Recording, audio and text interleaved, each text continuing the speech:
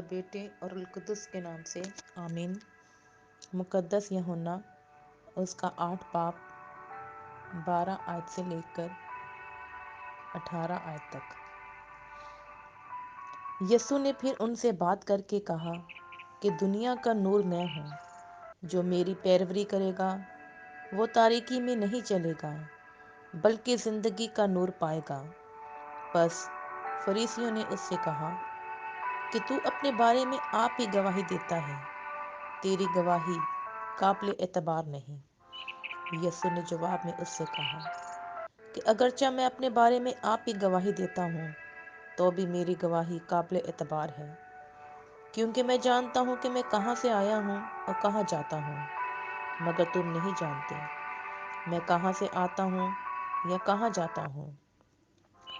تم جست کے مطابق اب فیصلہ کرتے ہو، میں کسی کا فیصلہ نہیں کرتا، اور اگر میں فیصلہ کروں بھی تو میرا فیصلہ درست ہے، کیونکہ میں اکیلا نہیں بلکہ میں ہوں اور باپ بھی ہے جس نے مجھے بھیجا ہے۔ تمہاری شریعت میں لکھا ہے کہ وہ آدمیوں کی گواہی قابل اعتبار ہے۔ ایک تو میں خود اپنے میں گواہی دیتا ہوں، اور ایک باپ جس نے مجھے بھیجا ہے میری گواہی دیتا ہے۔ تب انہوں نے اسے کہا تیرا باپ کہاں ہے؟ یسوع نے جواب دیا تم نہ مجھے جانتے ہو اور نہ میرے باپ کو۔ اگر تم مجھے جانتے تو میرے باپ کو بھی جانتے۔ اس نے یہ باتیں ہیکل میں تعلیم دیتے وقت بیت المال میں کہیں، اور کسی نے اسے گرفتار نہیں کیا کیونکہ اس کا وقت ہنوز نہیں آیا تھا۔ پاک کلام کے پڑھے اور سنے جانے پر خداوند کی برکت ہو۔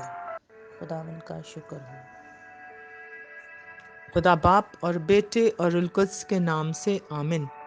خداوند یسوع المسیح جو دنیا کا نور ہے، خدا باپ ہمیں اپنا خاص فضل و برکات بخشے تاکہ ہم ہمیشہ اسی نور میں اپنی زندگی بسر کر سکیں۔ آمین۔ دھیان و گیان۔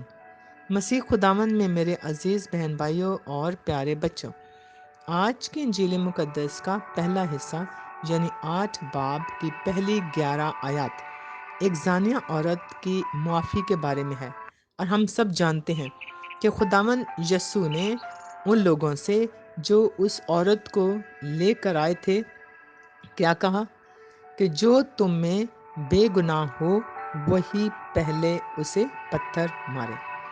واہ کیا بات ہے ہمارے زندہ خداوند بادشاہوں کے بادشاہ کی۔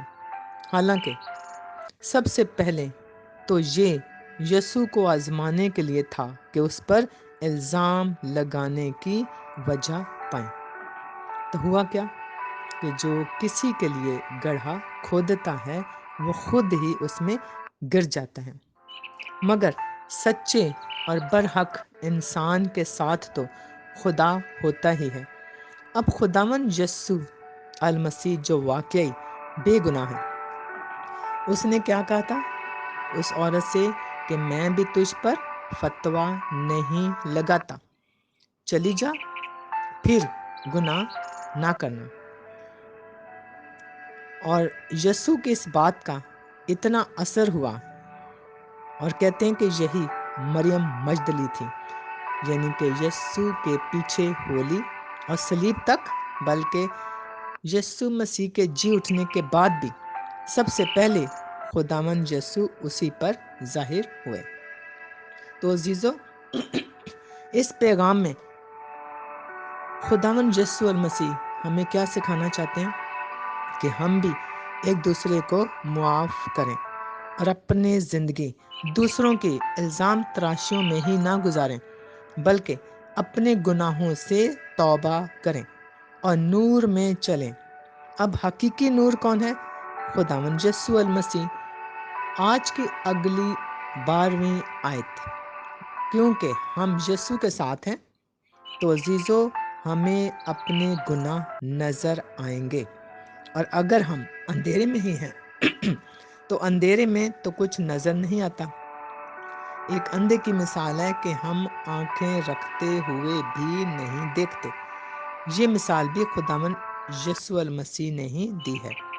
تو عزیز بہن بھائیوں اور پیارے بچوں، امید ہے کہ ہم سمجھ گئے ہوں گے کہ اصل روشنی یا دنیا کا نور ہمارے ساتھ ہوگا تو ہم سب کچھ صاف صاف دیکھ سکیں گے۔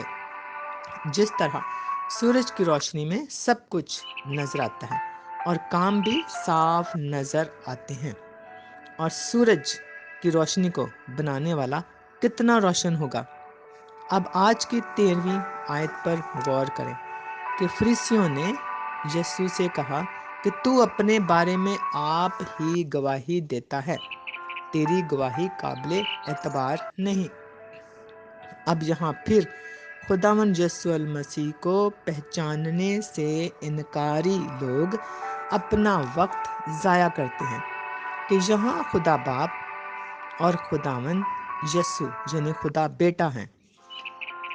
تیسری ان کی محبت جو پاک روح ہے، جس کے وسیلے سے آج ساری دنیا گھوم پھر رہی ہے، مگر ہم خدا کی محبت سے بے خبر اندھیرے میں ہی گھوم رہے ہیں۔ اگر آج ہم سب زندگی کے نور کو پہچان لیں تو ہم ہمیشہ کی زندگی حاصل کر سکتے ہیں، اس کا فضل اور رحم حاصل کر سکتے ہیں، مگر پہلے اس کے قریب تو آئیں۔ عزیزو، یسوع کو پہچاننے سے پہلے اپنے آپ کو پہچاننا بہت ضروری ہے کہ ہم کتنے گناہ گار ہیں، اور پھر جو ان گناہوں کو اپنے پاک لہو کے وسیلے سے پاک صاف کر سکتا ہے، اسے خود بخود پہچان جائیں گے۔ تو آئیں عزیزو، ہم دعا کریں کہ میں بھی یسوع کے منہ سے یہ الفاظ سننا چاہتا ہوں یا سننا چاہتی ہوں۔